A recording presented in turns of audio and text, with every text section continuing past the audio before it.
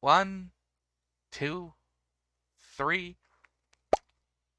Hi, everyone. Welcome back to what we are now calling the Mite No podcast, episode 2. I owe all credit to the name to Noriko, who unfortunately is very sick today during recording. So we have a new guest with us today. Please introduce yourself to the listener. Hi, I'm Rudy. I can also go by Kiona if you prefer. And I am a Catgirl VTuber. Hello.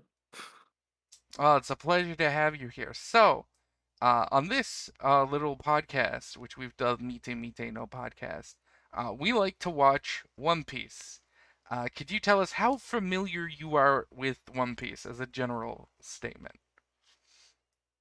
I've known about it, but I never watched it until like a week ago. All right, so this is very delicious for me. I've watched about 6,000 episodes of One Piece. I did buy the manga, like the first volume of the manga. Oh, did you It read was like it? a bundle with like 3 volumes of it. Yeah, the I didn't get omnibuses. around to reading it. Okay, it's very good. I recommend it. I would say the manga is a bit better than the anime, especially in the early seasons. Mhm.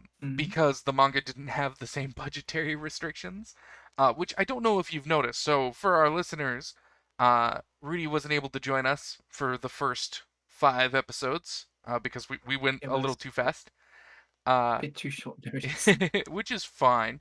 And I'll in a minute I'll briefly ask you about that, but you might not have because the episode isn't up, of course. You didn't hear us do a little bit of background. But basically, when One Piece started and aired in 1999 originally, uh, it had no idea it would be popular. At the time, the manga was still very new and liked, but not hyper popular. As it would later become, it is literally the best-selling manga of all time. But at the time, it was just the newest Shonen Jump thing, and no one thought it would go anywhere because the concept of it is pretty weird, as we'll talk about endlessly over the course of the series. But because of that, the anime had a really, really small budget, which the early, about first 60 episodes or so, really show. I don't know how much of that you've noticed in your watching, but there's a lot I of freeze frames and a lot of just still things and a lot of scenes where the background isn't drawn in at all and it's just sort of on like a white plane. Mm. There was when I was watching, I did notice. Yeah, it did cut away from the fights, which I didn't like too much. That's partially the budget. Some fights are just a little more cutty than others. But Like a I would lot have of it is preferred to, budget. A lot of stuff right? happens off camera. I would have preferred to like when Zoro, for example, when um Zoro was fighting the I forgot the name, the magic swordsman, right? Ah, yes, yes, yes. It didn't show Zoro like actually cutting through them or like cutting them. It just like cut up to the sky, It does that with which Zoro I found quite annoying. sometimes. It does that with Zoro sometimes to sort of denote how fast it's happening. Uh, we very rarely see Zoro cut someone. We see Zoro slap past someone and then they are cut to sort of represent that he's moving at like superhuman speeds and whatnot. Um, but there will be occasionally, especially in early One Piece fights, where like whole things happen off camera. Like in episode 5, Zoro beating up the little buggy pirates on the dinghy. Like it's just Yeah, they're threatening him. It cuts to him looking upset. It cuts back to them beat up. Right? We don't get the a fight super scene. buggy ball. Right? So before we start with episode 6, I just want to quickly get a few questions out of the way. One, how do you like the first opening of One Piece? We are. It's very iconic, and even without having watched the show, I knew it. It's That's like I probably like it. very It's very fair. cool. It's it is what we in the Pretty business good. would refer to as a banger. I would agree. It Yeah, is it's very very good. good. It's very iconic as well. It is. In fact, we just got a new version of it for episode 1000. which was extremely emotional for all of us. The entire fan base wept in excitement for the 1000th episode uh, and the new version of We Are, which was fantastic. How do you feel about the ending title, Memories? I Oh, I don't think I heard. Oh no, the ending theme. I was like, I don't think I've heard it, but it was just. I remember now. I suppose it's not that notable considering I don't really remember the tune whatsoever. That was pretty much our general consensus was that it's the first ending theme to One Piece is extremely low, slow paced, almost like a ballad. Uh, Mhm. and One Piece tends to end its episodes on cliffhangers or in the middle of action. Yeah, it's So like it ends. I like it when it does that. I like it when they have like the little like cut in the middle of the episode where it has like a screen and then you'd imagine the ads play there and then it cuts to another screen. I really like that. And then well, also when they do the preview of the next episode, they're like, blah blah blah is gonna happen in the next episode. I really like that in shows. yeah, they always do that in One Piece, and the transition in the middle actually changes depending on what Yeah, arc because we're it in. was like Luffy to Zoro, and then it was like Zoro to Nami. The entire style of them changes later a few times. But yes, the first ending to One Piece, Memories, is pretty forgettable, which is kind of ironic given the name. So we'll start right where we left off with Noriko. Again, is a little sick today and can't be with us. But we are on episode 6. Uh, which I wrote down in Japanese, but is basically Moji versus Luffy. And this is the first episode in One Piece where we open with about a minute and a half of flashbacks to what happened last episode. And get ready for that to be a trend that happens forever and gets longer and longer each episode. Oh, I don't mind like a minute of flashbacks. If it takes up like some of the rumors I've heard, if it takes up half the episode, oh god. It doesn't. One Piece never gets to the point where it takes up half the episode, but it can definitely eat up to about 2 or 3 minutes, maybe four. That's Not. not too bad. It's not as bad as Naruto, where one episode of Naruto had 12 minutes of flashbacks at the start of an episode. Uh, God, jeez. which was brutal. And we open with once we get out of that flashback, a very beautiful line from Luffy as Zoro is picking up his cage, as Luffy is still currently trapped in Buggy's cage, Luffy goes, "You're hurt, you know, Zoro," and Zoro just sort of grunts in pain, like he has an option in the situation. And Oh we get a yeah, yeah, with the super buggy balls. I like the super buggy balls. you do. I can't wait for you to see them again later because they go through a transformation as well. Uh, the opening scene, we have Zoro carrying Luffy in this cell. Nami looks pretty impressed at Zoro's just raw, ready to drop dead determination. Luffy once again introduces her as our navigator because Luffy has decided that Nami will be his navigator.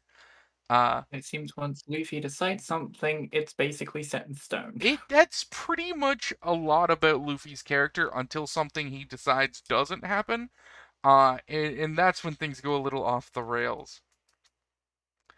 Um, but there is a beautiful line that Nami says while Zoro is like very Jesus figure-y, carrying Luffy on his back, kind of like Jesus carrying his own cross for his crucifixion, where she's like, "Why? Like, how could you go that far?" I think was the direct quote, which I believe is a line that we'll hear Nami say a few times over the course of the show. Am I getting ahead of myself, or is this another part where the part with the dog in the village? No, we are coming up to Cho Cho right now.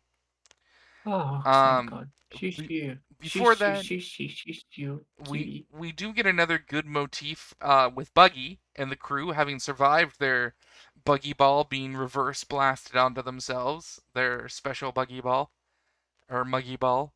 um, where Rocky World. he says that Luffy has declared war on him.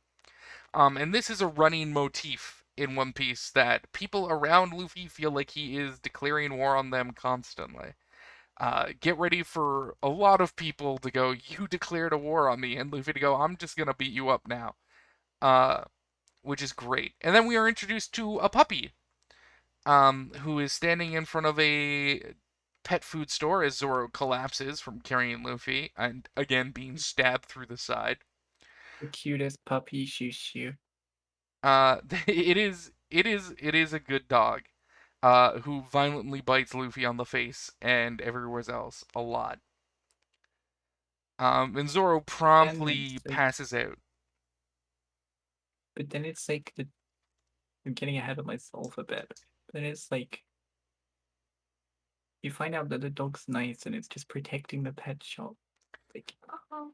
That does come up in a little bit, but before that, we meet the mayor of this island. Because he's the one No, who tells us about the dog's history. Do you remember the mayor's name? no, but I remember what he looked like, and he was.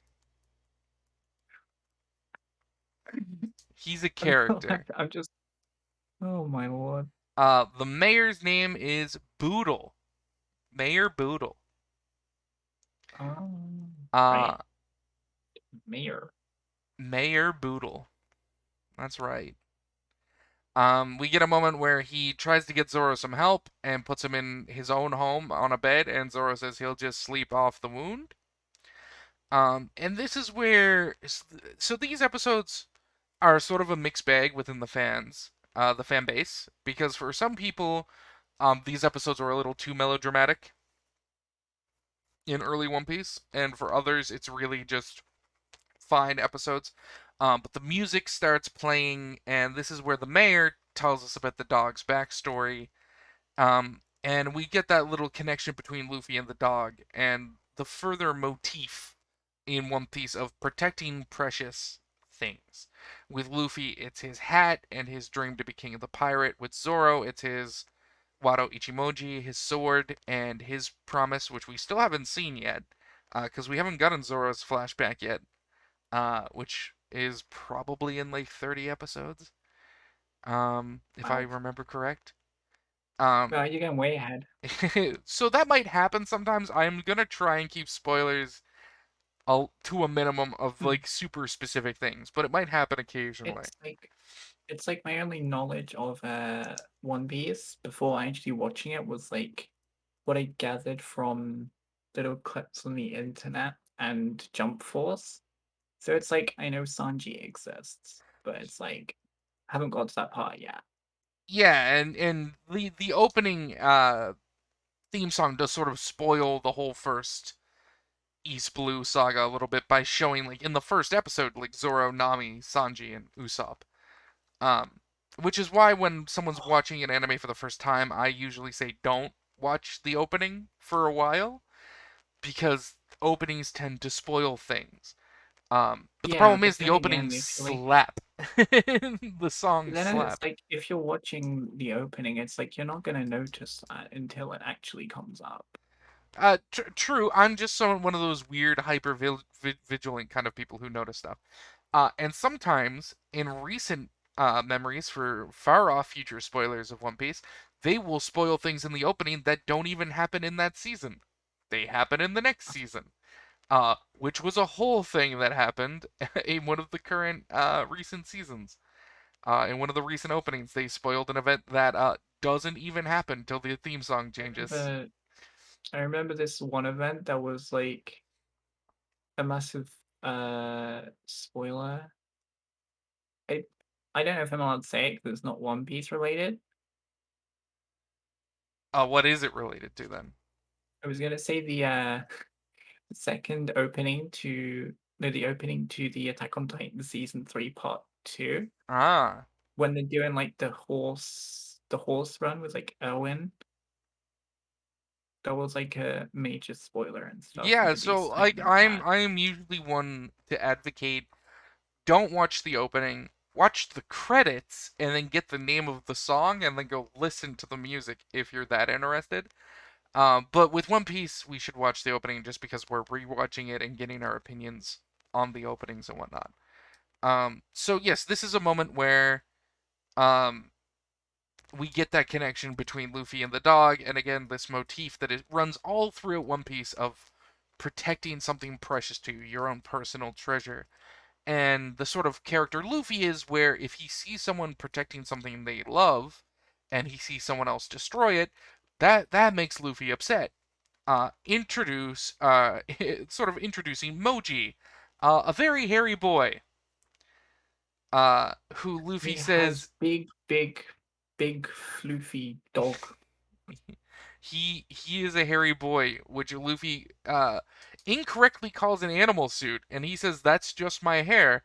To which Luffy replies, "That's even weirder," which is very funny coming from the rubber boy.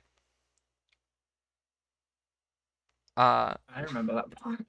which is fantastic. It's one of those things where Luffy again doesn't feel that he's weird, but feels everyone else is weird, but he is made of rubber and therefore extremely weird. Yeah, I did see that quite a bit. It is a running motif. It happens less later on, but then when it does happen, you really notice it. We have an excellent scene where Moji walks up to Chocho and tries to make him shake, to which he gets his hand bit. Um, Yeah, shoo shoo fighting back. Let's go, best doggo. Luffy wants to help protect the pet food store. He gets released from his cage by Moji's lion. Do you remember the name of the lion? No. Its name is Richie. Oh, Richie. Yeah, Because because he was complaining. It was like, oh my god, my poor Richie. Snivel, do you snivel. get the joke? Lionel Richie? It's a lion? Lionel Richie.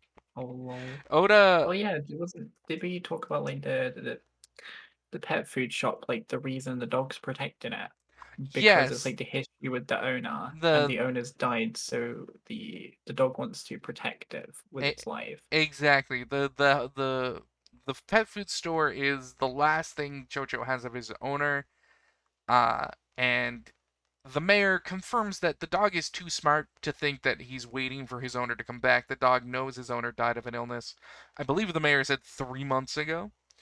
Uh, but this is his owner's home, this is his owner's store, this is where they have all their memories together, and the dog tries to protect it. Luffy does the thing he does where he sort of lets his guard down and it bites him in the ass because he gets pounded through a building by the lion, and while he's recovering from that, the lion At just least he's out the cage though. yes, he's out of the cage, he can fight again, but unfortunately he's taking so much time to recover that the lion ends up beating the crap out of the dog and they destroy the pet food store.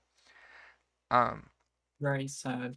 we have a very good scene where the mayor and Nami show up, and they are surprised to find Luffy alive. And Luffy has an absolute fantastic line, uh, which is it wrong to be alive?" Because they're so shocked and acting like he should be dead. And Luffy just asks, is it wrong that I'm alive? And their answer is basically yes, which I found very funny. Well, Um, they're evil. Of course, they'd want him dead. it's fantastic. Well, no, this was Nami and the mayor fighting Luffy. In the house Oh. where he gets smacked, and they're both so surprised that he's alive. And he's like, "Well, is it wrong to be alive?" And they're like, "Yes, you Oh just got beat yeah. through a house." And he's like, "Oh, Oh I yeah. feel No, I fine." remember now. So Luffy heads back, sees that they've destroyed the pet food store, and chases after Moji and Richie. And we get a bit of Luffy's sort of intelligence and vengeful streak that Luffy has, which is basically where if someone does that thing where they destroy someone else's dream or the thing they're protecting, Luffy is very vindictive. If he considers someone a friend and you wrong them, he goes full tilt. So we do get a scene where Luffy just absolutely destroys Richie. We see a new technique, the Gum Gum Hammer, I think, where he spins Richie around really fast. It's not my favorite Oh yeah. Gum Gum technique, but it's all right. I, I think my favorite is the Gum Gummy pistol. You still like the pistol? All right, all right. I have my Yeah. own favorites, but it hasn't been used Or yet. like the rocket. Rocket's classic. We don't hear him use rocket much anymore. He just kind of does it. He doesn't really call it out anymore. So after beating up Richie, Moji realizing that Luffy has a devil fruit and is therefore way outclassing him, he attempts to apologize. And we get that sort of dark moment where Luffy's like, "That's not gonna bring back the thing you destroyed. An apology doesn't matter." So he beats the shit out of Moji, comes back to the dog with a box of food. He was able to save a single box of food. There is a moment Just where, the one packet. yeah, where Nami gets really mad at him because again she clearly has some sort of trauma with pirates. Um, and she starts yelling at Luffy, very angrily about this is what pirates do. This is the kind of thing you'll do. And again, Luffy kind of does this really chivalrous thing where he just ignores her. He just lets her vent because he's like, you've been through a lot. I don't know what it is. I don't really want to know, but it's okay. He goes and gives the dog the food. Nami realizes she was being a bit of a, I'm not going to say the word, but she was being a little, like, angry at him for no reason. Um, Annoying, basically. that's part of it. She does come up and apologize. And we do get that moment where Luffy looks at her for a minute, like he's processing what she's saying. And Luffy actually says, and I don't know if I've ever caught this line watching this episode before, which is one of the reasons I love rewatching One Piece. He says, "You've been through a lot." He can tell that there is a reason Nami hates pirates. That's clear to him. She's not mad at him. She has a trauma. But he also says, but I don't really care about it. It's not that he says he doesn't care, but he says it doesn't matter to him, that she doesn't have to explain herself to him. And there is this very quick throwaway line in between some dialogue with her where he says that. And I was like, that will come up again. That is a good moment, and I wrote it down in my notes. Um the music in this scene is fantastic again, where he's having that soft gentle moment with the dog. Um and it again gives just Luffy this moment with Nami as well, which is fantastic. He seems to be able to communicate with the dog, uh, like directly. Like him and the dog actually have like a conversation of a sorts, uh, which is an odd thing Luffy does sometimes with animals, and it is foreshadowing for a thing later in the series. So I won't get too much into it, but it is funny that it starts all the way back here on like episode 6.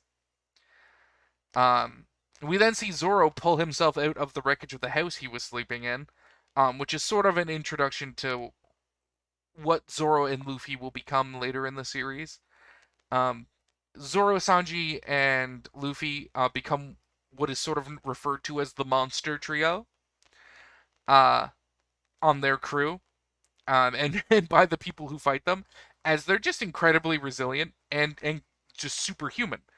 So again, he pulls himself out of the building because everyone else just assumed he was dead except Luffy, and he like, well, that's a rude way to wake someone up from a nap, and everyone's like, what the hell are you made of? Which is a very just sort of cute moment, uh, for them because it sort of becomes a running thing with Zoro, Luffy, and eventually Sanji, where the three of them are considered just a group of actual monsters. And that's actually where that episode ends.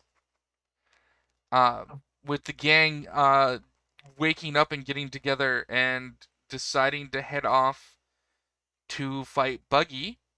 Nami decides to join them to steal back the treasure and the map. And Luffy wants to just kick his ass because he said he would. And Zoro is not going to leave his captain alone.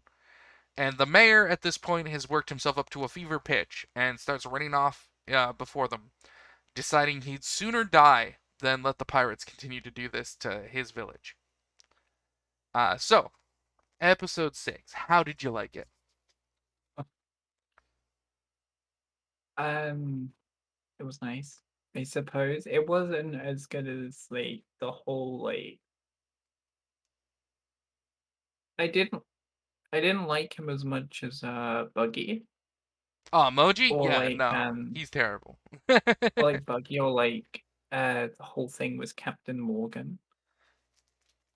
I know it's going back a bit, but Yeah, this episode is like one of those many in between episodes you get in One Piece where like stuff is happening and the plot is moving, but we're not at the juice of an arc yet. This I'd is a say I kind of feel the same about Moji as sort of like the big pirate lady at the start. Alvida. Like they're both sort of like menacing, but it's not like I don't know, they just seem like sidekicks or like Yep. like Well, yeah. on these pirate crews, that is a whole thing. All of these crews that Luffy go up against have a lot of sidekicks. It's very much a thing. Of Um, course, like I not not to crush your the lady dreams, but pirate. She's more a uh, captain, but that sort of like thing. not to crush your Maybe dreams, it's but because they don't have devil Zoro. fruit or something. Don't know. Sorry, I'm going on. No, that's fine. Not to crush your dreams, but Zoro taking on Morgan might be the last time we actually get to see Zoro take on the big boss of an arc. That is upsetting. Well, the whole sort of he does take them on, but the person who gets to finish them is usually Luffy, because that's the difference between Zoro and Luffy is that Luffy is just stronger than Zoro, ever so slightly. But the point is that Luffy can beat the people that Zoro can't, and that actually directly comes up later in the story. But Zoro and usually ends up fighting the second strongest person in the enemy team and Luffy ends up Yeah. fighting the strongest, and Sanji usually ends up fighting the third strongest. Or it varies a little bit. The formula isn't 100%, but like Morgan being the big bad of that like 2 episode arc is one of the rare times where Zoro gets to deliver the finishing blow to the big bad of a series. That isn't like his movie because there is a whole movie dedicated to Zoro and it's not very good, but I mean all the movies are great in their own Is way. there like is it recommended to watch the One Piece movies as well? Like in So chronological order? we might cover those at some point. Noriko and I brought that up. As it stands, doing 5 episodes a week, it's gonna take us about 2 years to catch up to the current episode. So finding time to push the movies into that might be difficult, but we we do love the movies. I wouldn't worry about them yet. The first movie doesn't even happen, I don't think, until Sanji is involved. I think. Uh, the movies are all non-canon technically.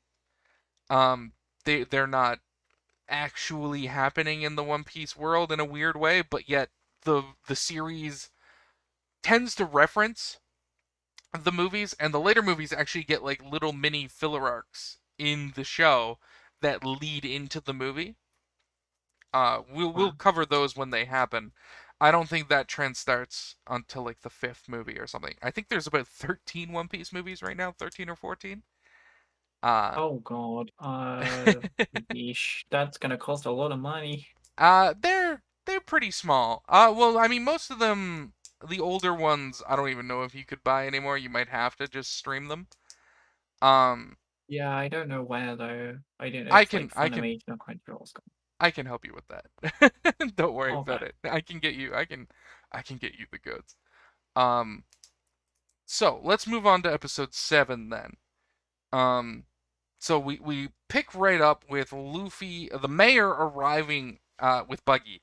Buggy being pissed and deciding he's going to level the whole island with his special buggy balls. They're just shooting. They're just blasting, taking down the village. And the mayor shows up demanding Buggy come out and fight him. To which Buggy sends off one of his hands to choke the mayor, Darth Vader style, and lifts him off the ground a little bit. Through which the Mayor Boodle, is still like with the gasping for air, demanding that Buggy fight him. Uh,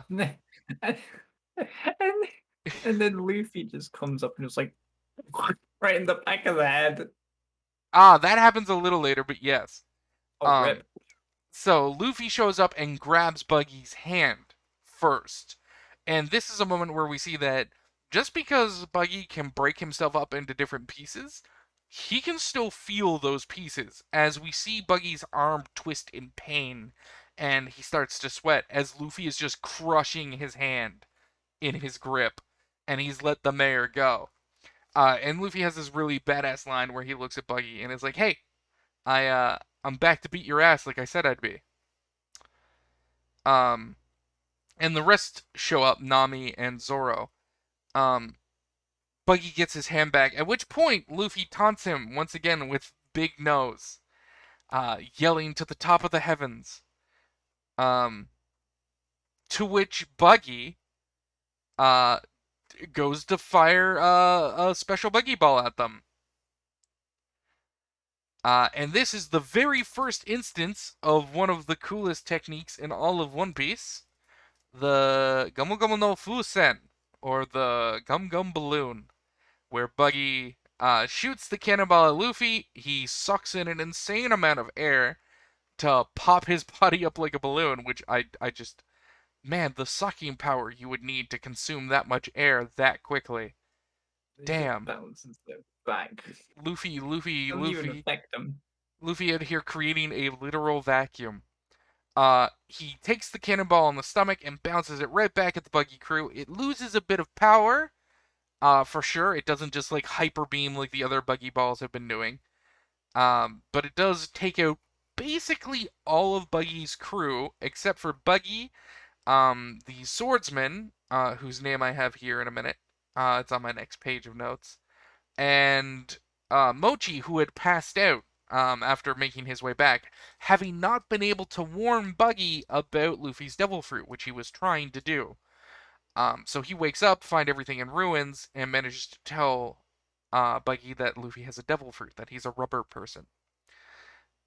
Which I think is also the first time Nami gets like a clear definition of what he is. I'm not positive if that happened earlier.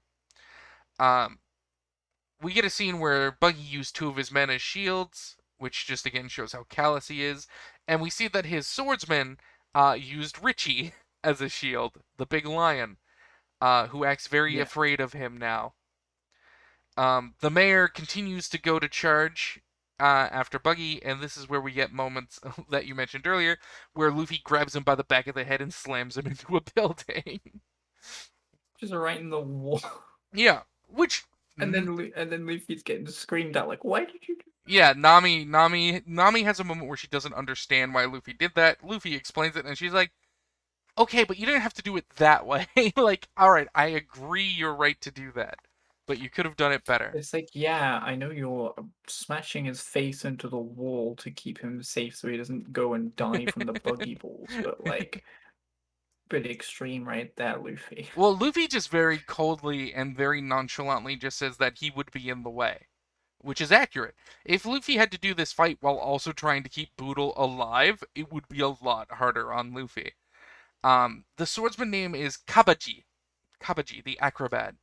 And this is where we get an extremely long-standing tradition we were just talking about, where Zoro fights the second strongest member of a crew, or um, we don't want to use the word first mate because that's not actually a real pirate term. There weren't first mates on pirate ships. That's not a thing historically. That is a Hollywoodism. But basically, Zoro usually ends up fighting the number two of a crew, which in this point clearly is Kabaji, by the fact that even Mochi and Richie are sort of afraid of him. But Zoro also really wants to do this because Kabaji is using swords and sort of acts like a swordsman, sort of, or at least might refer to himself that at some point, and that gets Zoro's swordsman boner going. But of course, Kabaji is uh, a piece of shit, and so immediately goes for Zoro's wound, like a pirate would, and is just delivering kick after kick to Zoro's side. But Luffy has unwavering trust in Zoro and doesn't move to interfere. Um, there's a moment where Zoro says that he can't lose to anyone who refers to themselves as a swordsman because he is trying to be the best swordsman. So it would be shameful of him to lose to someone who would dare say they were a swordsman, which is a thing of Zoro's personality. Um, Luffy does interfere with the fight at one point because Buggy attempts to interfere. Buggy sends his hand out to grab Zoro, so Kabuji can deliver a finishing blow. Luffy stomps his foot into the ground, and it looks like it fucking hurts. And he gives Zoro just enough time to move out of the way. Kabuji runs up for another attack. Um, at which point, Zoro just takes the hit. Uh, and then does this stupidly badass line where he's like, "All right, do you have enough of a handicap now? I've been cut twice. Now I'm actually gonna beat the shit out of you." Which is sort of a reckless thing, but also very Zoro, very very much in character for him. Um, During this part of the fight, Nami excuses herself to go steal the treasure. And we do cut away from the fight for a moment, where Nami is interacting with the drunk guard who wakes us up. Nami immediately sees that he's still drunk, uses her sexuality to get the upper hand on him, which she does by, flashing a bit of the titties, because it's Nami, and that's very much in character for her. Whips out her staff, her little bow staff, the little three-piece thing she keeps in her shirt, and bonks him on the head. And then we cut back to Zoro's sick-ass music, and his first use of one of his staple moves, Onigiri. How did you like Zoro's first time using one of his signature moves? I'm trying to remember because I watched the episode like a week ago. It looks kind of stupid. I'm not gonna lie. It doesn't look like it would be good. Like most of Zoro's technique because he's fighting with a sword in his mouth. Uh, but it is a staple of Zoro's repertoire, and even now, where we're at in the story, he hasn't fully replaced it with anything. Um, he's upgraded it and changed it a little bit and got a new swords here and there. But Onigiri is still very much something he uses when he's trying to end a fight quickly. Which it does, because Kabuji is a punk bitch. Which is fantastic. At which point he tells Luffy, "I'm going to sleep now," and then promptly passes the fuck out, because again, he's been cut several times, and is just exhausted. The poor boy. We cut back to Nami, who's trying to make off with Buggy's massive bag of treasure, and we get her hesitation because this is the first time where Nami's met someone like Luffy and Zoro, and she doesn't feel like it's morally right for her to just abandon them if they might need her. And she feels like she owes them, which is a good little part of Nami's character and her idea of debts. Um, so she doesn't actually uh, run away. She comes back to help a little. Um, Buggy is sort of ridiculing Luffy as we cut back to that part of the thing because Luffy has declared they're taking the map to go to the Grand Line, and Buggy is trying to make it clear to him that he doesn't understand what the Grand Line is, that he's just gonna lose, like what, he's just gonna die out there, like what are you going to the Grand Line for, to be a tourist? To which Luffy just clearly states, "No, I'm gonna be king of the pirates," which sets Buggy off. Um, and it's very much he gets almost kind of furious at Luffy that this little pipsqueak kid would claim that title. And then Um, they just start arguing. yes, they do that. Well, Luffy will do that with anyone who says they're going to be king. Luffy's like, "No, that's me, you idiot." And Luffy will get into many character fights over the course of this show over that. But with Buggy, it's actually a bit of important foreshadowing for stuff I won't spoil.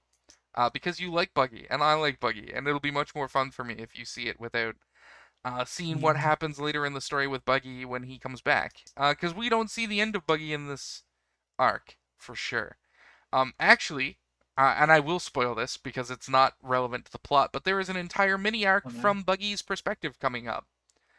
Ooh. I don't remember if the version we're watching has those episodes. But in the manga, I don't know. I'm watching it on Funimation. I wouldn't know. Oda does cover stories in the manga, and when the anime needed filler episodes sometimes to stay far enough behind, they would sometimes animate the cover stories. So Buggy actually has a little adventure at the end of his arc here, and we see it from his perspective. I think it's just one or two episodes. I think it might just be one, but we do get to see a little adventure from Buggy's perspective sometimes, which is great. At this Yeah, we had point, like no, go ahead, please. Sorry, I was gonna say there was some flashback to Buggy a little Yes. bit. We that's the next part of the episode. There's the next part of my notes. Very good. Oh, Uh where we find out that Buggy knows Shanks. yes, Shanks, That doesn't Shanks, the happen yet. red hair, That doesn't the happen red. yet. The actual flashback happens next episode. I have all my notes by episode. I just Uh, watch it and I'm like, okay, I remember these and these parts, but that's not fair. this. I rate each episode out basically as everything happens in an order. So at this point, Buggy clearly finds out that Luffy knows Shanks and tries to use that to his advantage to try and play it coy with Luffy that like maybe he knows something about Shanks that Luffy doesn't, but Luffy's an idiot and he doesn't understand being played with. So they start fighting. And we get our first Devil Fruit user fight of the entire show. And it's the man who can break himself up into a bunch of floating pieces versus the boy made of rubber. Which isn't the flashiest first fight, superpower fight of a show, It's very, but very ironic considering he wants to be extremely flashy. it's very good. It's such a good fight. It is. And we get to see a lot of it from Nami's perspective, where she's just like, "This is like I'm in a fucking dream. This is wild." Because Nami is sort of the self-insert for us during this fight because she's just a normal person who's never dealt with any of this shit before. Um, and Luffy doesn't react like anything's too crazy. Um, but it's a great fight, and Buggy ends up nicking Luffy's hat and realizing that makes him very upset. And Buggy hates that hat already because it reminds him of Shanks. At this point, he doesn't realize it's Shanks' hat. But he realizes it's something Luffy cares about, and Buggy is not stupid. Like, Buggy is a good pirate. He's like, oh, Yeah, we know I'm he's gonna make you stupid. emotionally unhinged. I'm gonna make you make a mistake, and then I'm gonna beat you, and I'm gonna kill you because that's what I do. So Luffy, adamantly declares that the hat is his treasure, and Buggy, who at this point has manipulated his hand that he shot off like a cannon earlier into position, says the line, "Then you should protect it better," and then stabs the hat with three daggers and pulls it out of Luffy's hands. Oh my And god. it's such a good moment because you know what? That is a lesson Luffy needs to learn. Not just for the hat. Um, but it is a motif. It is one of the running sort of themes of One Piece of protecting things better. And the moments where we find our characters' weaknesses are often through these moments, which is fantastic. It was so good, and Luffy is so upset. It's at this point that uh, Luffy finds out that Shanks and Buggy knew each other. Buggy realizes that this is literally Shanks' hat, so he begins to stomp on it, which sets Luffy off. And Luffy is super upset because Buggy is bad mouthing Shanks, which we remember how Luffy did the whole Mountain Bandit thing because some people were pissing on Shanks' name. Um, so we get a moment where Luffy gets more upset, and Buggy goes off on this whole spiel about treasure, and whatnot. And it's at this point, I believe. Let me take a look here. There is a moment where I believe Luffy kicks Buggy in the balls. I believe it's this episode. Ooh. It's either this episode Oh or yeah, next I episode. think I remember it. There is just this really good moment where Buggy gets hit, and his head is currently not attached to his body, and as it flies by screen, he just very painfully goes, "Buggy des!" And it's like, "I'm Buggy," as he goes by the camera, which I just wrote down because it's very funny. It's right at the end of the episode. Um, but I don't think the actual kick to the nuts happens to the next episode because it's when Buggy goes for Nami. So it must have been another moment where he gets hit hair and he does the Buggy Death line, but it's very funny. Buggy is very funny. I love him as a character. And that's the end of episode 7, right in the middle of the fight. Um, and we're gonna dive right into the next episode because the next episode opens with the flashback you mentioned. We get a Buggy flashback. Yeah. We get little baby Buggy and little baby Shanks. How did you like baby Buggy and Shanks? Honestly, I liked the little interaction the both of them. They're kind of like brothers in a really very obvious way. It's like rivaling, sort of like rivaling brothers, and it's like when Buggy, like takes the devil fruit, it's like he tries to hide it. It's like it's like he's like good friends with Shanks, but then like Shanks makes him lose his devil fruit. I Well, think so how it goes, I think their relationship is more like brothers, but Buggy is the brother who's kind of nasty, because Buggy's personality is very much his personality. That's what it is. Even when he was a small child, he was, all about treasure, ruthless. The only thing he admires about Shanks is that Shanks is a better fighter than he is. Whereas Shanks's whole thing is that kind of different idea of a pirate where he just wants the freedom and a family and exploring the seas and just living a life doing whatever he wants. He's not in it for the money or the treasure or the infamy like Buggy is. So what happens in the flashback is we see that Buggy and them assault an enemy ship. Buggy finds a treasure map, and Buggy is incredibly greedy, so he hides the treasure map. After the ship has been raided, him and Shanks are talking. Shanks is telling Buggy about how he's going to set off on his own one day. He's going to leave this ship because he wants to start his own crew. And Buggy mentions that he's probably going to do the same for money, and that the pair of them will be enemies one day, and they'll have to fight to the death. And there's this really ominous thing where Shanks is just like, "Yeah, that's another thing pirates do," and Buggy's like, "Yeah, we're pirates. Like, you're an idiot."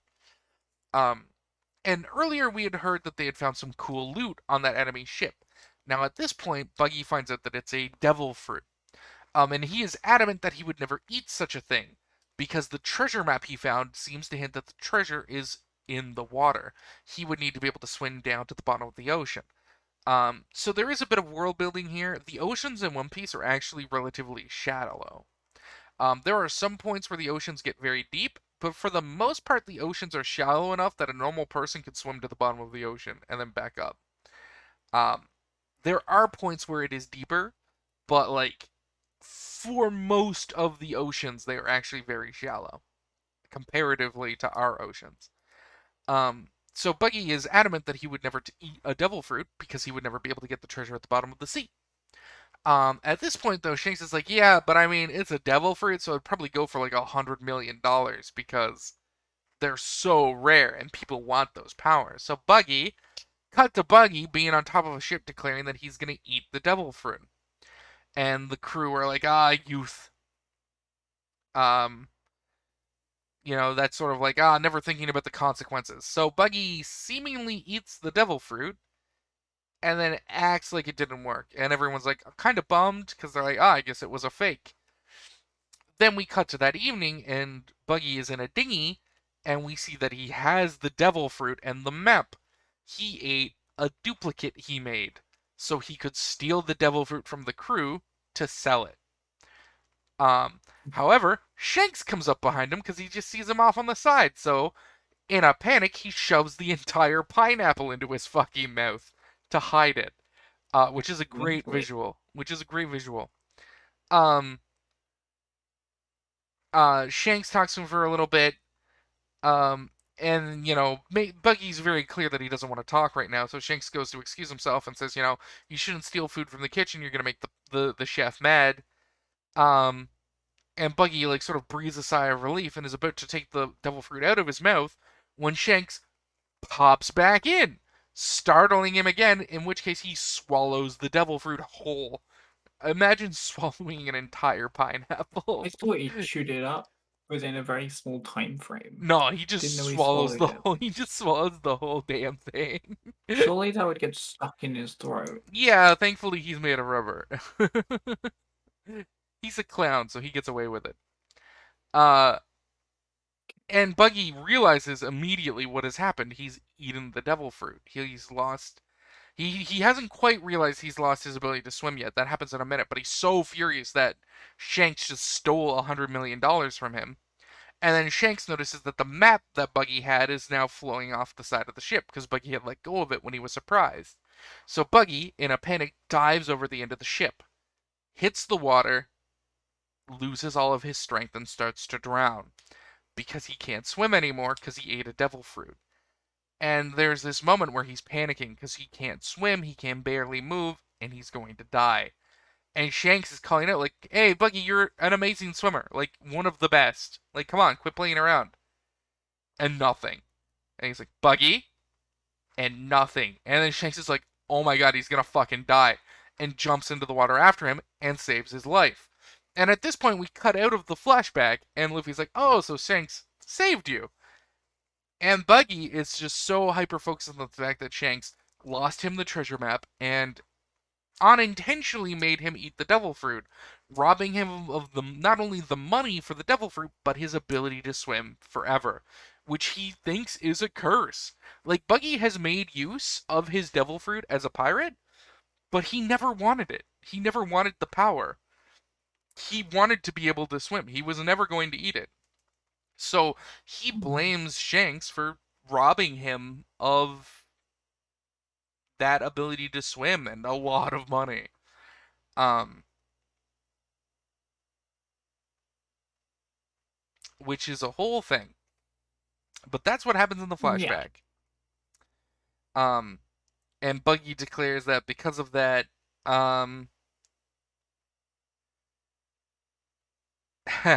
because of that, he'll never forgive Shanks. Basically, we do actually get to see, in case you were curious, we do eventually see grown-up Shanks and Buggy interact with each other.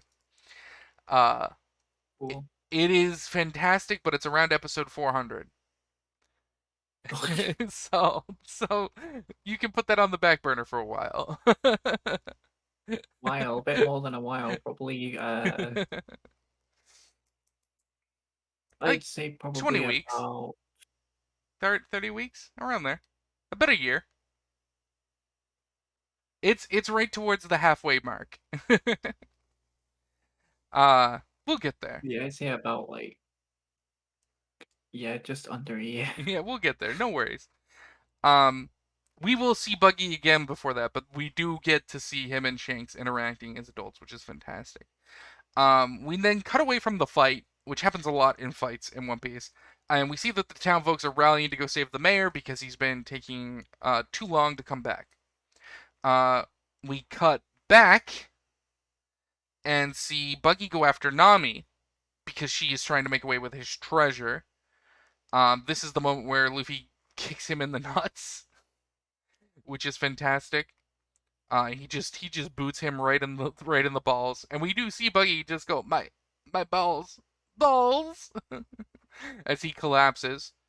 Um, Nami gets involved with the fight. She tries to hit him with the sack of treasure, which would fucking kill a man because she can barely lift that shit. But Buggy catches it. Um, and starts doing a bunch of weird devil fruit things. But at this point, Luffy spots his feet on the ground. And so he starts torturing Buggy's feet in like a weird fetish video that no one needed to see. With a lot of pinching and tickling and just pulling on the skin, which is just brutal. Nami uses this opportunity to get the fuck out. Buggy is like angry and hurt It's and goes to use a technique to beat up Luffy. He tries to pull all of his body parts back together because earlier in the fight he completely popped himself out into like 100 little pieces. However, and it's like it's like if someone tickles your feet, that's like you're gonna laugh no matter what. That's like everyone's weak spot. it's a pretty consistent way to get someone to stop what they're doing. Yeah. So he goes to reform himself. However, only his hands, feet, and head connect.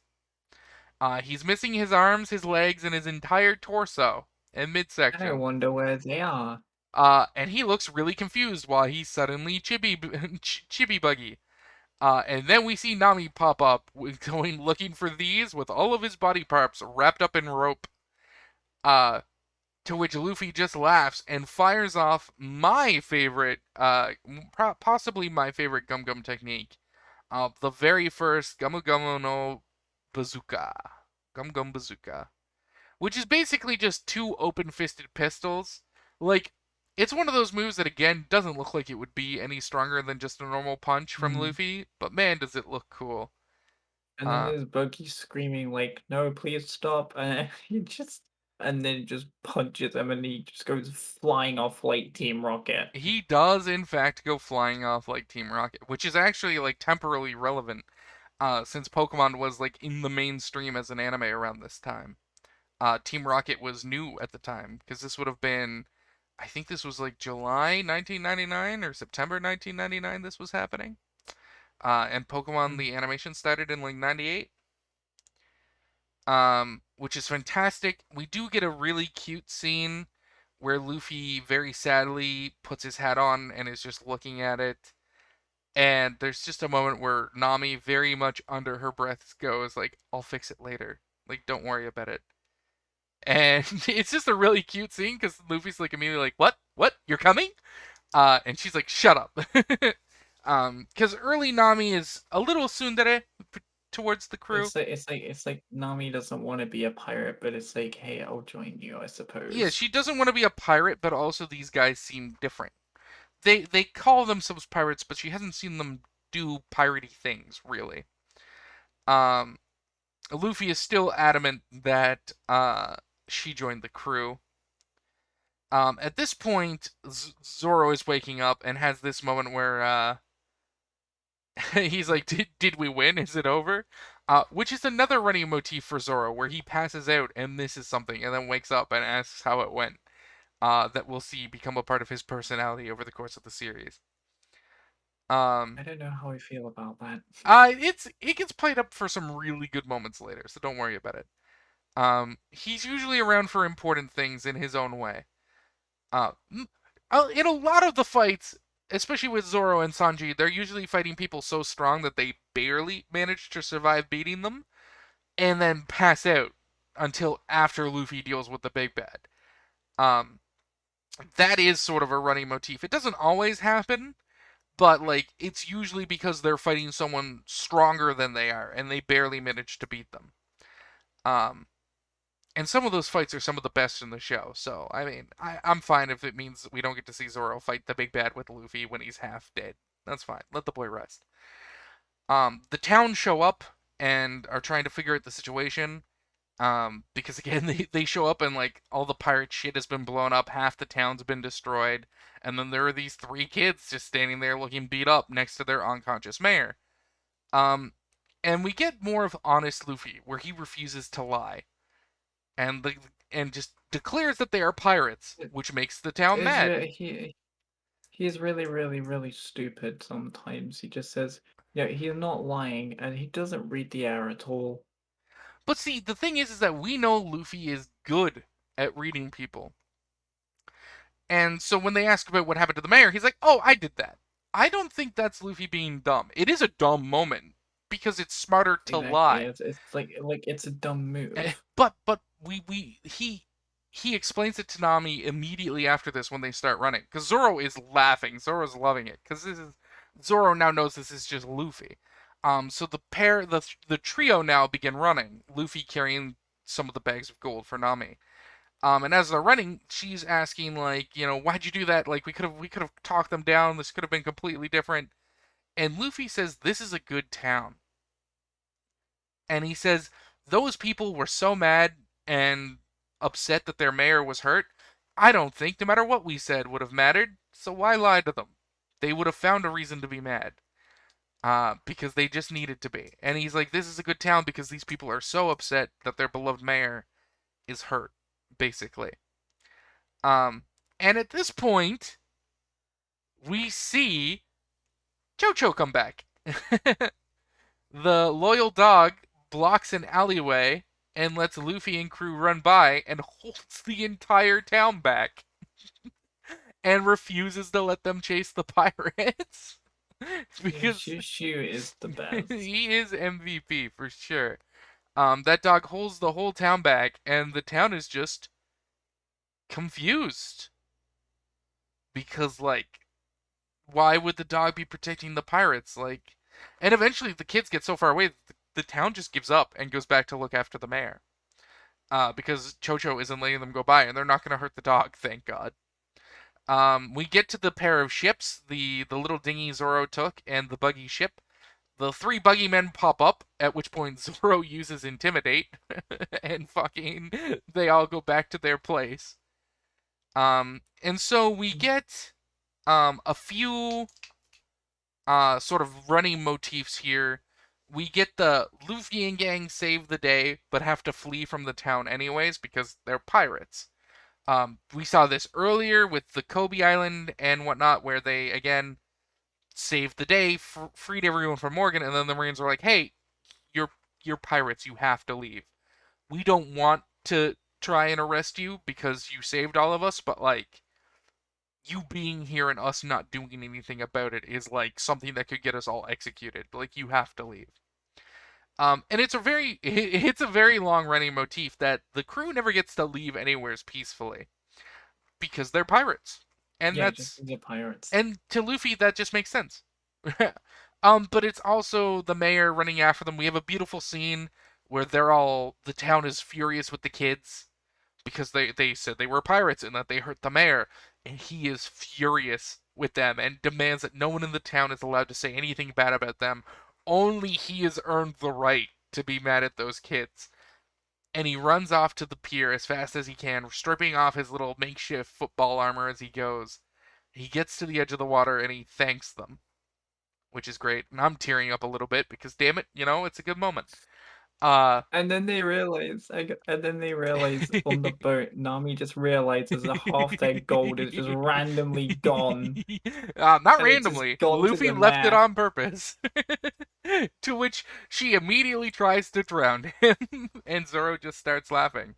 And this is really the first time we see Luffy having a real crew. Because it's like him and Zoro had some cute moments when it was just him and Zoro, but it was just him and Zoro. But now that Nami's here, it's not just two idiots on a boat. It's a crew. And we get the beautiful music of them being together, the triumphant music, and we get to see more of their interactions. Nami knowing that it was the right thing to do to leave the money, but still being blindly upset with Luffy for leaving it, and demanding he go back to get it, and attempting to drown him. We also get a long running motif where Nami can like hurt Luffy and like overpower him sometimes. When she's upset, even though Luffy is made of rubber and is way stronger than she is, that motif never goes away. Luffy, Luffy, Luffy always feels It's when Nami it, hits him. it's one of the classics of the anime prize pool. Very much so. And then the episode ends with a preview of Usopp. No, no, no, no. It's not, I don't think it's a preview of Usopp. I think it's more of a preview of the three kids like when they get to the island. Oh no, I Maybe it mean is Usopp. at I the don't know. preview you do see Usopp walk into screen and then it cuts. Oh. Yeah. Um. Mm, I will say, to the episode, I'm glad they didn't, kill Shushu, Oh, of because I course. was like, please protect the dog. It's like I've seen enough dogs die in JoJo. Yeah, I've been through that. Um. Yeah. Well, I mean the town wasn't gonna hurt their own dog. Like in real life, definitely a group of like bloodlust villagers like on a bender trying to chase down the people who destroyed their home, they're probably going to just beat the shit out of that dog and keep running. Like, well, that dog realistically isn't stopping anyone, no matter how vicious it No, tries to be. But this is an anime, and, these people love that dog in their own way, and it's a very small island, so. I'm glad that everything was okay. Buggy got a great send off, and again, we have not seen the end of Buggy, as we will get a little mini Buggy arc where we see him try to get his body back. Because he lands on an island at some point, and we get to see him explore his little mini Buggy. Uh, oh, your model went real weird there for a second. I was like, whoa. Oh no, sorry. It's okay. I'm just looking at us in my room, and then suddenly you started going in a bunch of weird angles. I'm like, well, No, I have like the just to kind of remind me, because I can remember a little bit just by looking at the images of the episodes. I just got Funimation up just so I can see like the image of the episode to represent it. Just I so I'm like, see, I okay, see. yeah, I remember this. Just I a little bit to recap. I just have pages of notes, Easy. handwritten notes. Speaking of handwritten notes, we go to episode 9, and we open with the pirates are Open with coming. the yeah, there's three boys. What were their names again? I think one was called Onion or something. Onion, carrot, apple, and Usopp, I believe are their names. Yeah, the little pirates, like the pirates coming. And I Uh, think it was like a I think it starts specifically with Usopp running through the village. yeah, Um, Usopp's pranking everyone. They all concerned. They run out, and then they're like, "Haha, just a prank, bro." yes, which introduces Usopp as a liar, but also does this thing that Oda likes to do, especially in early One Piece, where he sort of satirizes fairy tales. Um, as we bring this up in the first episode of the podcast, which will be alive in a few days, um, from our recording this. But he did this in one of the earlier episodes. It was a very clear reference to a fairy tale, and this is the boy who cried wolf, like literally. It is Of that course, quite story. literal. Um, Yeah, when the pirates come, they don't believe Usopp whatsoever. and which the we'll find out the pirate is totally aware of. And uses that to his advantage because he knows no one will believe Usopp. But that is putting the cart before the horse. We cut back to No, I was saying when the pirates do come, Luffy and the gang do come, they ah, don't yes, believe yes, Usopp. yes. Well, when they come, Usopp doesn't tell anyone. Usopp finds out from the kids that it's just Oh, three of them, and rushes off to meet them on his own because he thinks it's just three, and he can oh intimidate them yeah, off and the then island. he and then he gets like all these pirate flags, and it's Yup, just like his the eight three his boys 80 holding them million up, men. His and it 80 looks million like a men. lot, but then his cover is completely Yeah, blown, and it's because hilarious. Nami's really good at picking up on bullshit. Uh, Before that, we do cut over to Luffy and the crew now, and Nami like we need to get like a proper ship. We need to get like more crew. And Luffy's response is, "Yeah, we could really use a chef and a musician." To which Zoro starts Yeah, laughing like a musician, eh? All right. it's like because they stole like one of Buggy's smaller ships, or like Buggy's Yeah, ship. they're using two dinghies right now, basically. Mm. But they definitely need a proper ship. Um, and she is aware that there's an island nearby with a small village she saw on one of her maps, so they're gonna go there and see if they can pirate a ship up. So at this point, Onion comes up to Usopp, and we meet Usopp being with Apple and Carrot. No, he's with. Oh fuck, I can't remember which kid is which. He's with two of the kids, and the one who's like nerdy with the orange hair comes up, and Swear that's says an that he. onion. It looks like an onion. Right, he looks like an onion, but it's red, so is he Carrot? um, he comes up and says that the pirates were coming, and of course, the three of them are like, "You're lying." And he's like, "No, I saw like a little boat flying the buggy pirate flag." And this is the first time we get Usopp's "I'll die if" disease, where he's like, "I'll die if I go to the coast" syndrome disease. Which is a running motif, which doesn't ever go away because Usopp is a coward, and that is very much his character. I'm not gonna lie, I don't love early Usopp. I think the villain of this sub arc is fantastic. I think the fights are really good, but man, I just don't love Usopp. I find a lot of his stuff not like cringe, but I get a lot of secondhand embarrassment watching early Usopp. And I don't know why. Reading the manga doesn't affect me as much. In fact, reading Usopp's story in the manga makes me cry. Uh, because I'm a big bitch. I'm just a big crybaby. Um, I guess. But the anime, I don't know. There's something about the delivery of it that just I'm just like, man, I really want I really want this to be over so we can go to the next part. As much as I love all of One Piece, these episodes I just find a little much, and I don't know why. Um, so we then get the moment where Zoro notices that someone's nearby, and then he predicts that Luffy's about to get shot before it happens, which might be foreshadowing for a thing later. Um, which I will spoil a little bit to you because there's no way we can get around it because it gets heavily foreshadowed from like episode 2 all the way through the story until it gets revealed much later. But basically, some people in One Piece develop an ability or a power called Haki. I'm not going to go into super detail about this, but there are basically three types: one that makes you really strong, and one that helps you predict the future or sense other living things. And what's Zoro, the third one? the third one is sort of like a one that lets you force your will on other people in like a weird kind of vampire Oh, kind of way. Um, okay. yeah. Zoro later in the story is very good at the one that makes him stronger and kind of okay at the one that lets him sense living things. In fact, Zoro, Sanji, and Luffy are all relatively good at the one that lets them sense living things. Sanji and Luffy are much better at it than Zoro. But we do get the moment where technically he hears a leaf crack, like a branch crack, and he senses Usopp because of that. Like there is the audible sound of Usopp like breaking a branch, and then Zoro reacts to it. But I don't know how he would have been able to predict that they were about to get shot at, unless it was like a foreshadowing for this thing.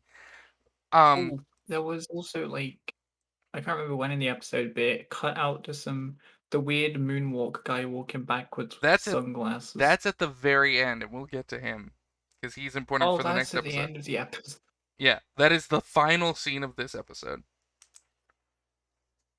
We'll get to him. He becomes important for this arc, and like many villains in One Piece, keep showing up later.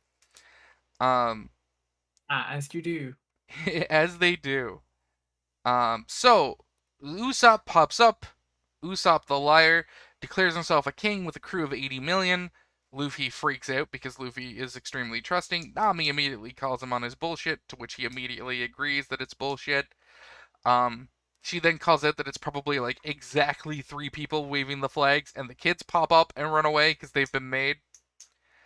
Um, and Luffy has this really cheeky fucking part where Usopp pulls out his slingshot and aims it at him and says his shot is as good as a pistol, if not better, which is something that Luffy said about his punch when he was a kid, if we'll remember. And why he named his pistol Gum Gum Pistol is because his punch is supposed to be stronger than a pistol. And Luffy quotes Shanks verbatim because Usopp basically just said he's pulling a gun on him, and Luffy says, "If you're gonna pull your gun on me, you're putting your life on the line, because that's not for threatening Like people." his famous thing. It's it's very much a line, and him and Zoro just stare Usopp down, no flinching, and Usopp gets intimidated. He's like, "Fuck, these are like they're strong, like they're real strong, like the strong I wish I was." And he starts sweating and just drops his slingshot. It's like, "Fuck me." He falls down the cliff, like he just gets overpowered. At which point Luffy goes immediately, "You're Yasop's kid, right?" And then we get a little bit of a flashback to Yasop, who is a member of Shanks's crew, who is Usopp's father. Um, and we get to see drunken Yasop bothering Luffy, telling him about his son, who's about his age. I believe Usopp and Luffy are like exactly the same age. Actually, they might be 1 year apart, but they're very close. Unlike Zoro, who's a bit older. I think Bit older, Nami's younger. he's like in his like what? He's in his early 20s right Zoro's now, I like think. 18 or like 20s. I can find this out. One second. Zoro One Piece. Their One Piece wikis has all the characters' ages pre and post time skip, I believe. It's like One Piece season 1. Um, hold up, let me find it. Zoro One Piece age. Um, he was 19, Nami was 18, Usopp was 17. Nami was 18 in season 1. Yeah, Okay. that is 18-year-old Nami. Okay. Yeah. Luffy was also 17, so the same age as Usopp. Sanji was 19, and we'll talk about the rest of the crew when they happen. Yeah, I Um, only know of Sanji and some other dude wearing a steampunk hat or whatever. I don't know who that is. Whoa, you went all black on me here. Oh, you came I back. don't know who that is. I saw them in Jump Force. I think his name was Sabo or Ah, something. okay. That is deep spoilers. But he is not a member of the crew. He is Let not a me Straw double Hat check. pirate. I don't mind spoiling that he's not a member of the crew, but we will find No, I just Sabo. wanna. Yeah, it was Sabo. Yeah, it Yeah. was him. We Yeah, we Sabo and Boa Hancock, those two, and then big pirate dude. Yeah, I know some characters from Jump Force. That's okay. why. Um, Like, I think his name is Blackbeard, and there's Boa Hancock and we'll Sabo. we'll meet all those characters a bit later. We'll meet Boa and Blackbeard much earlier than Sabo. I think Sabo's around episode 475. I think Boa's around like 390, and I think Blackbeard is like maybe around episode 160. Um, roughly. I don't remember episodes verbatim. Like, Yeah, I just know them from Jump Force because yeah, I played it. It was alright. wow, that's good. I didn't. I used to play the DS game, which was like a melee clone that Shonen Jump would put out. I'd have to play ROMs because it was only ever released in Japan, and you could play like Luffy versus like Light Yagami from Death Note and a bunch of cool shit, and he had like a deck of cards of allies and stuff. You're Yeah, like, in Jump Force am they I had doing like something? Yagami appear in the story mode, but he was never a playable character. I think in the DS one he was. He was like one of the fighters you could use, Damn. which was weird. And I didn't even know Don't know like how half the that would characters. work. He basically he like Ryuk just pops up and punches people whenever he attacks. Like it's like Okay. it's like Pokemon Trainer in Smash. It's like yeah, you're playing the Pokemon Trainer, but Basically then it's like sort of like Spirit. It's like Ryuk just pops up out of nowhere, sort of like either like Persona or JoJo. yes, it's like he's like a stand. Whenever you hit the attack buttons, the stand pops up and does the attack. Persona is a very good Is example of it. But that's getting way off topic. yeah, Um, this is not One Piece anymore. so we get some flashbacks about Yasop. I will let you know right now, Yasop may possibly be the worst father in all of One Piece. Rip. Uh, well, because like he had a young boy and a wife, and then just ran off to be a pirate and abandoned them, completely. And then, well, we haven't gotten to the rest of Usopp's backstory yet, so I won't spoiler it, but it's pretty fucking sad. And Usopp doesn't begrudge his father anything because he thinks, of course, he ran off to be a pirate. The life of the sea, freedom, the idealized dream of being a pirate is too much for any man to possibly contend with.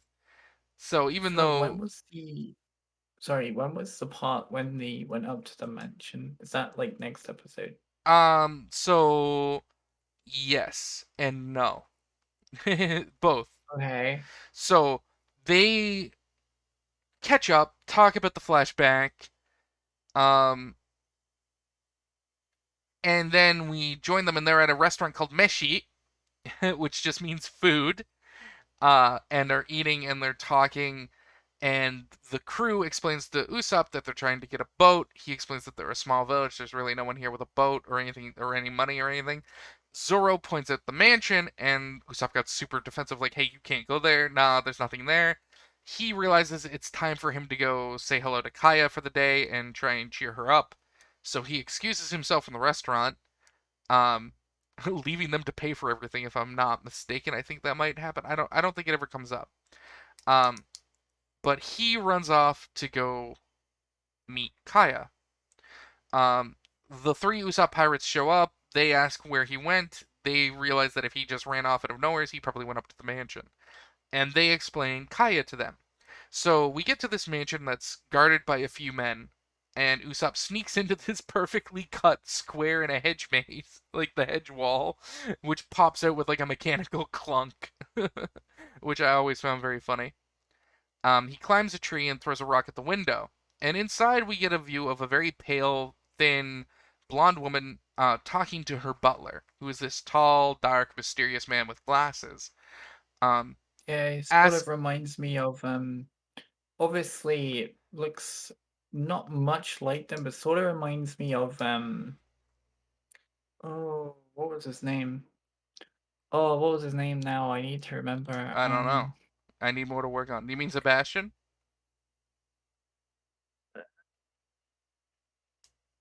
No, it's not Sebastian, it's the other one. The other one. Oh, it's the other one. I forgot their name. There's another one? Season 2.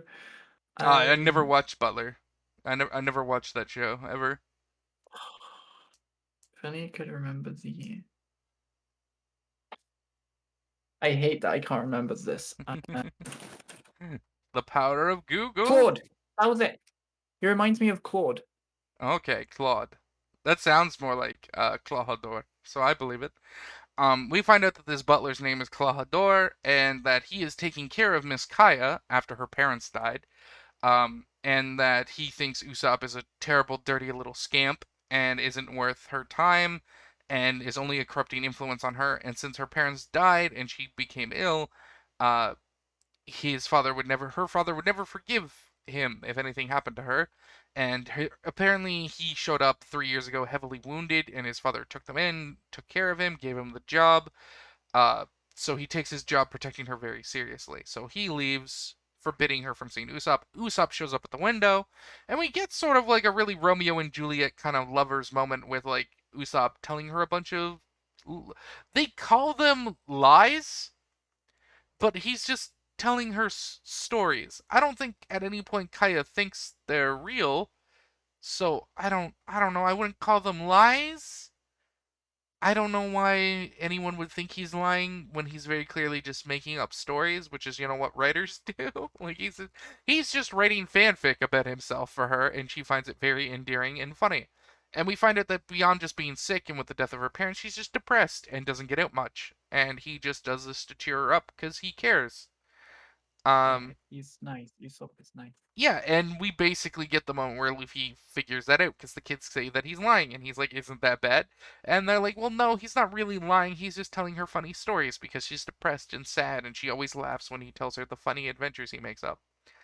Um, Yeah. which I want to bring up something which might be a slight spoiler, so I'm sorry. But the story he tells her about today is about a giant goldfish. And how he got out on his ship and But began walking on land and discovered that it was actually the goldfish's poop. That was so big that you could just walk on it. And he mistook it for an yeah, he island. thought it was massive land. Yeah, and in the background we see the giant fish. So Oda has a motif he likes to do with Usopp. See, Usopp is a bad liar. He is. He's not very good at it. Um, Yeah, we can tell. but Oda likes to make him not just be a bad liar because the lies he tells are unbelievable. He likes to make him a bad liar by making the lies he say true. So, look forward to the giant goldfish and the poop at some point in the future. For God's sake. A lot of Usopp's outrageous lies actually just become foreshadowing for future events because Oda is obsessed with making his lies true to really hone in that he's a bad liar. Uh, that won't happen for about 140 episodes or 120 episodes, so we're a ways off. Yeah, maybe. the longest anime I No, watched was JoJo, so we're like, no, it's not that far. It's a while, but you'll notice it when it happens, and I'll be very excited to see your reaction. I can't wait for us to record that episode, and you're going to go, "Oh my god, it was poop," and I'm like, "Ah, you found it." Um, I'll be excited for you to find the poop. Um, I'm just excited to see Sanji, I'll be honest. we see a moment where, well, Sanji's very soon. Sanji's as soon as this is over. Um, Yeah, Sanji is like probably the week after next. no, it should be next week. Oh, nice. I think so, or at least the introduction to Sanji would be, unless we get that filler episode in the middle. But I don't remember. I don't have an episode list in front of me. Um, but the Sanji arc takes like a good 5 or 6 episodes, so we'll be there for at least a week. Um, Cool. so Luffy decides that because Kaya is Usopp's friend, and he likes Usopp because Usopp is Yasopp's son, and they're friends, and Usopp is a nice person, of course Kaya will help them. So he goes to get over the fence. And he rockets himself up and drags everyone with him and goes, "That worked great." To which they reply, "It did not." um, at which point we see Klahadore show up and be very upset with all these intruders. And then we cut away to see the man who is moonwalking backwards, uh, looking like Steve Tyler or Michael Jackson. Uh, A moonwalk. yeah, Dude. playing some cool music with his little. I think he has the chakram in this scene. His little like yo-yo thing he has. Uh, Oh yeah. I don't think we learn the character's name here. We learn it next episode. But that is the end. We end on a teaser for this new strange figure on the island, and Klahadore confronting the crew. So I think this was a decent episode. Again, this might be the episode of the Usopp arc I like the least. Episode 9 You're and 10. reminding me of like events.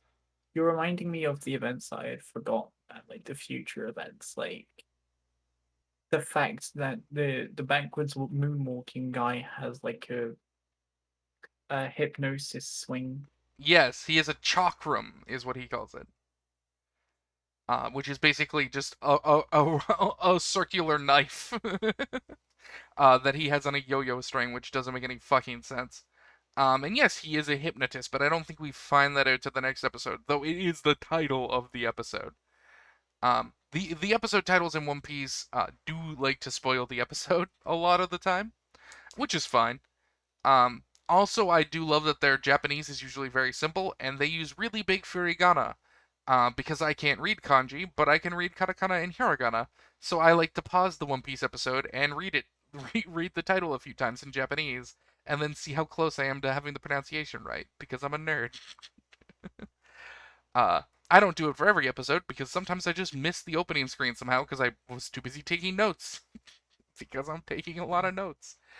So episode 10 opens with Klahadore, and we immediately, if you're not already getting the idea that Klahadore is probably like not a great dude, we see him treat Usopp very poorly, Yeah, and insulting like Usopp's slander his father father basically. and himself. And to be fair, Usopp's father deserves to be slandered because he's a piece of shit. But not to his son. But basically what Klahadore is doing is specifically manipulating Usopp into attacking him while Kaya can see it. He's not doing it just because he thinks Yasopp is. He doesn't need to be believing anything he's saying. He just wants to make it very clear that Kaya shouldn't interact with this man, so he's intentionally aggravating him to hit him so he can further emotionally manipulate Kaya. Which happens.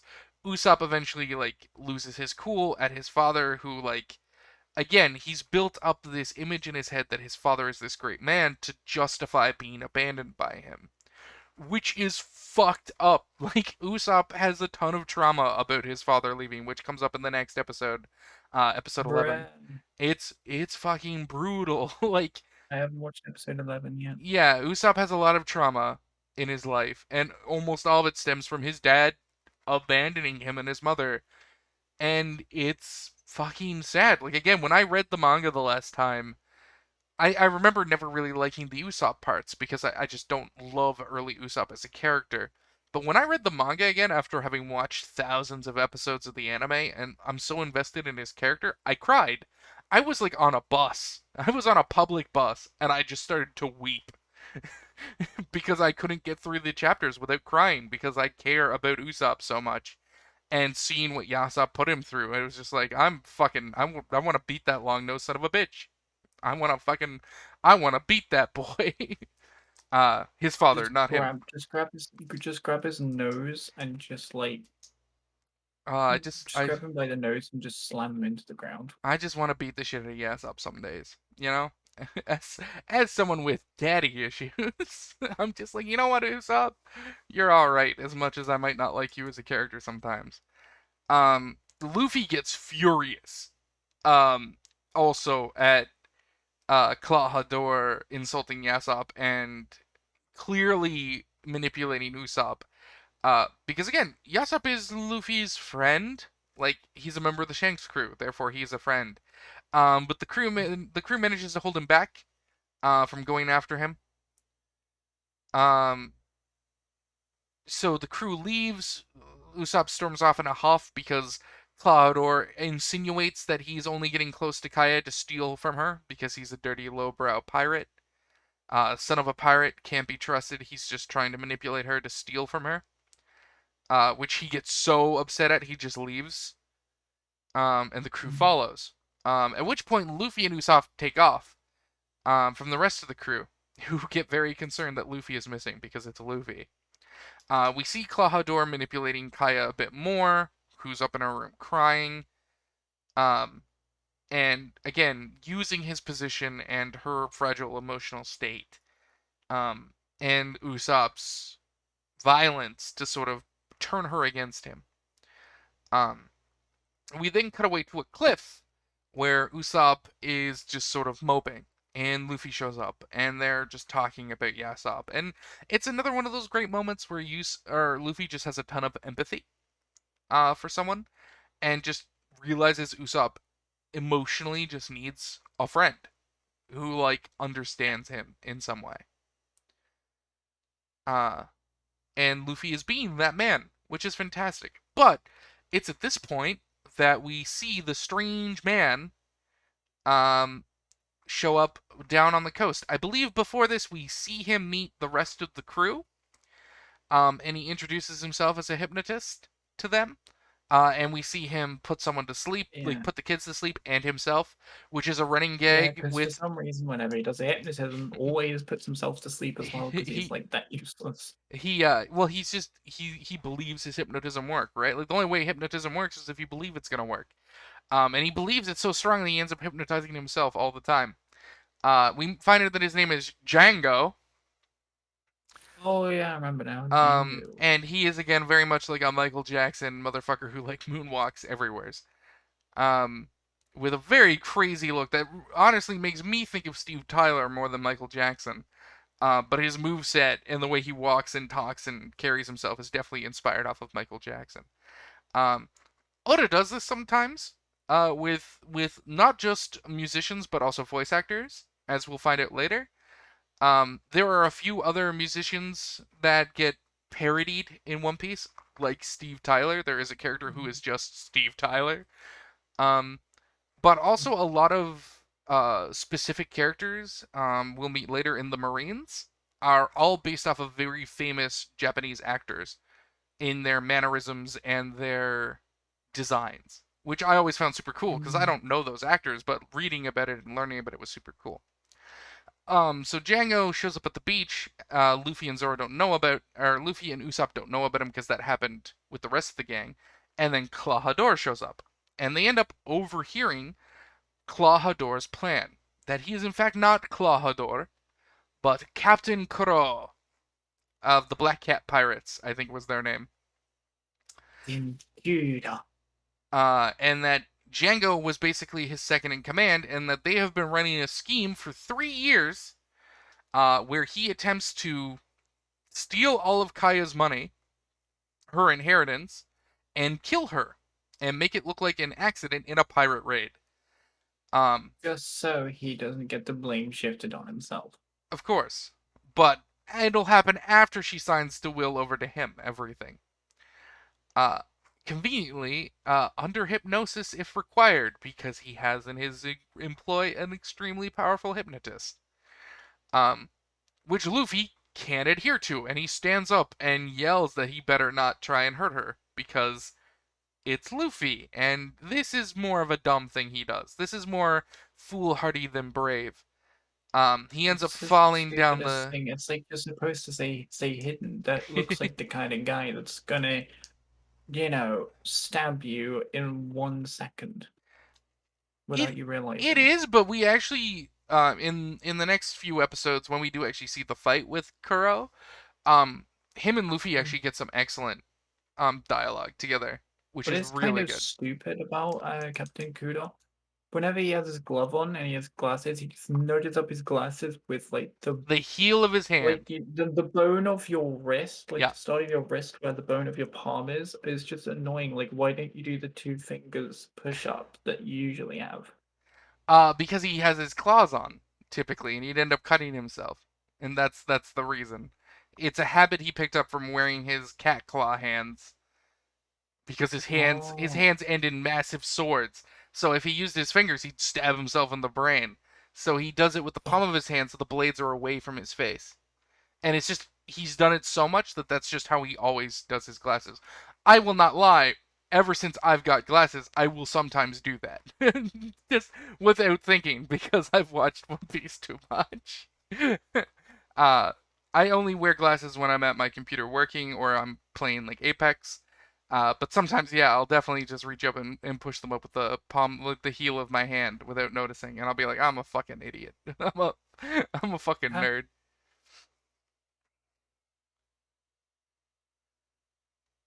Mm. Were you gonna say But something there? doesn't the episode basically end there with Luffy and Usopp running off and then just cutting to Captain Kudo and Django just talking?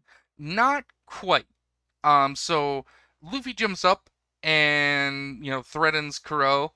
Django jumps up and hypnotizes the pair of them to fall asleep. Luffy falls off the cliff and lands on his head, so they assume he's dead because it's a massive cliff. But Of Luffy course, is made Usopp of is walking rubber. away. Luffy is made of rubber and doesn't feel shit, so he's just asleep at the bottom of the cliff.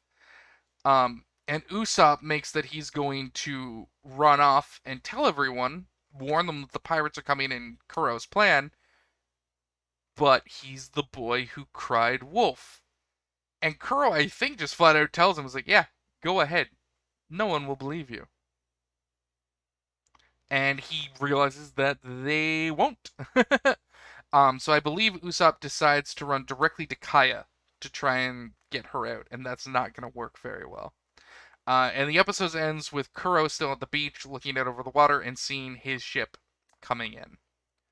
And there's like a lot of men just waiting on standby, Yeah, because ready. And they're like, we've been waiting here for 15 minutes.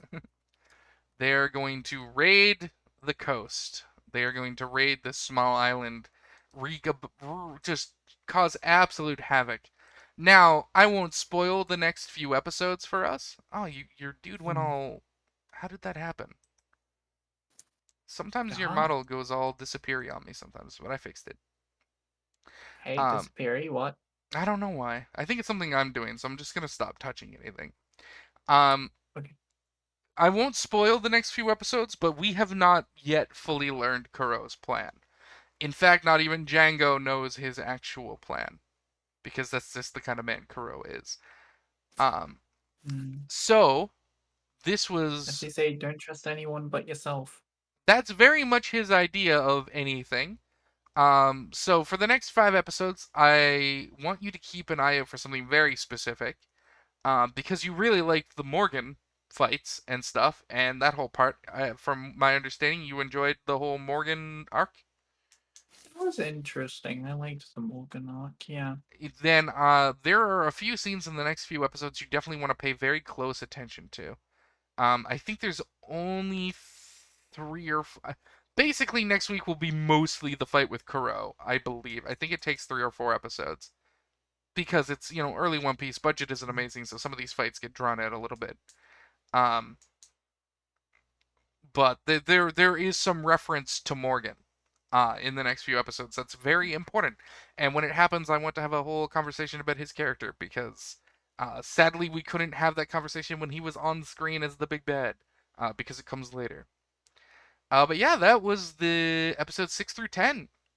So it's your first time watching One Piece. Before we wrap up our little podcast here, how are you liking it as someone who's just getting into it the year of our Lord 2022? 2022. That's right. It's like, yeah, I'll watch One Piece 23 years later. Yeah, why not? You're never too late to start. Um, of course, when I like first started, like when I was always when I was looking at One Piece, I was like, Jesus, 1,000, almost 1,000. Yeah, it was like 900 and something Oh, over episodes. over 1,000 now, like 1,040. When I first saw it, I was like, no, I'm not watching this. I kept putting it off. And it was like 1,000 at one point eventually, and I was like, oh god, no. Well, see, And there's then your it's like when problem. you come to the One Piece podcast idea, I was like, yeah, I mean, I've been meaning to watch One Piece, but it's just been so long. I suppose this gives me a reason to finally start. It's like I have the manga, so I was like, why not? And yeah, I mean, I've started it. I'm really enjoying it so far. Well, I'm glad to hear that. I do like the Straw Hat Pirates, and They and I are a said lovable Buggy was bunch. quite cool. They are a lovable bunch, and they'll only get more so because again, we still haven't even met half of the crew yet. So, uh, the As I crew said, I am gonna be very, very excited to meet Sanji Sanji in comes the up next. very soon, either next week. It has to. I'm I'm really very trying excited to watch him because it's just funny watching him just simp over everything. that Reminds me of Teddy. you might get tired of that at some point. It doesn't ever go away. In fact, at one point it gets Literally worse. in literally in Jump Force, literally, if the enemy player had a girl out on the field, just Sanji would not attack whatsoever. That's very accurate to his character, which I find very interesting that they did that. Literally, he has like a love heart shaped eyes, and he just doesn't attack them at all. That actually It's comes like up a few times over the course of the show that he won't hit women. it's like what's the point of having Sanji on your team if there's a girl on the other side? You just don't have him fight the girl. You just make him go fight anyone else, Exactly. and it's Just gonna have to try 2v3 at that point. Or like have Sanji as a meat shield. yeah, it is a part of his character. The show does uh it's a handicap. It's definitely a liability that sucks. Um, and the crew has to put up with it a few times, and it very nearly gets Sanji killed a few times. Um, Right. it's really bad. Not only by the person he's fighting, but by Nami, who's just tired of his shit. But we'll get to that. That is in possibly one of my favorite arcs of One Piece. When we first see Sanji really fuck up because his opponent's a woman. Uh, I don't necessarily love that part of that arc as much as the rest of the arc, but the rest of the arc is just great. And the villain of that arc is a much beloved villain in the fans, even if he's not my favorite villain. But yeah, Nami is pretty. Nami is pretty. Nami's great. You're gonna see her character change a lot over the course of the series. Not just personality wise, because she's usually pretty consistent. Um, but her model receives some of the biggest changes over the course of the years. She just gets sexier and her outfits get skimpier. It's and Oda gets questioned about it, and his reaction is, "Hey, like I gotta sell this story," and like the people who grew up reading it when they were kids are like horny college otaku now, and I know what they want, and you know what they want. So I'm gonna make Nami's tits way bigger, and I'm gonna make her wear almost nothing, and we're all just gonna buy a bunch of Nami product, and everyone goes, "All right, that makes sense." No, I kind of like current Nami. Me too. This also happens with the other female member of the Straw Hat crew who gets introduced later. She also gets really over sexualized, and her body changes a lot. and her outfits change a lot. Also, her skin gets whiter because when she's introduced, she's not very much not white, and then gets a lot whiter as the story progresses. And her very Oh, defining feature, because she has a very unique nose design, also gradually goes away, which sucks because I love her original design. It's real hot. And I mean, she's still super hot, but like, and now more of a typical anime girl way instead of her original mm. unique kind of hot. Yeah, But Nami is cute, like sort of like you'd want to have him as a friend. yeah, she gets more into like big busty waifu territory at some point. But current Nami is adorable. I love her. And we'll get to her story immediately after Sanji's arc. The I big think I've seen little I think I've seen little pictures of what Nami looks like later on through like Twitter and whatnot. possibly. Well, there is and this is a minor spoiler, but at one point in the story there is a time skip, um, where the characters age up That's a few probably years. where all the changes happen, the time skip. They start changing a bit before that, but they change a lot after that. The changes before are just Oda, changing a little bit how the character looks, and then the time skip happens, and it's like, wow, she's just wearing like barely a bra and low ride pants and nothing else. Uh, but whatever. It's what you gotta live in this boys manga universe, right? It's all about selling the mangas, and boy, does sexy horny anime girls sell, man. Um, But it is what it is. I'm not gonna sit here and act like I'm not the person that it's being changed for. Like she's hot. I have a very sexy Nami figure, that I won at a arcade in Sendai on New Year's. meanwhile, there's me. Meanwhile, there's me with Goblin Slayer and Android just hanging out. All the anime figures I have are in a box. I haven't opened them since I won them. I just kept them in storage Um, because I live in a very small yeah, I have apartment. probably my only anime figure. I'm sorry, I must be a fake fan or something. My only anime figure is literally just Goblin Slayer and Android. There's nothing wrong with that. It's fallen over. I only have the One Piece ones because I went to a city in Japan I always wanted to go to for New Year's and went to an arcade because I was just alone in a city on New Year's. I'm like, well, I don't know what to do. So I'll go to an arcade. And I just won a bunch of One Piece figures. But Yeah, it's yeah, like the arcades in Japan I've seen staff can like help you with it. Where like I've not seen anywhere else where the staff is like, I'll help you with the claw machine. well, if you've spent a fair bit of money, they'll come over and basically help you just win outright. And if you Mm. haven't spent a lot of money but still need help, they might come out and help a little bit. Um, Yeah.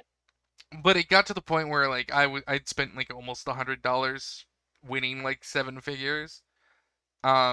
So Oh I could just go over and ask them for a bit of help, and they'd set it up pretty close to being an auto win for me, and I'd be like, thanks. Uh, and I needed a yeah. really really really big bag to carry it all because those boxes are big. But How that many did you win? I think I won like 8 or 9 figures total, but they're like full size, like decent. I don't even want to know how much you spent. It was about $100. Oh, that's actually pretty good. Yeah, no, I some of them I won very cheap. Some cost a bit more because they were just harder to win.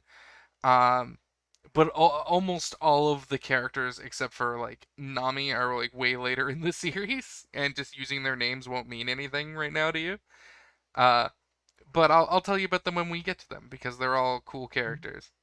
Uh, It's like this is probably a spoiler because I've heard when I was like watching like Jump Force gameplay and stuff, I've heard it's a spoiler later on in One Piece. But literally, I like I think I was playing as Luffy for a bit, and it's like the super move. It's like he's like turning into some bounce man. And he's like Gear 4. I'm like, what is this?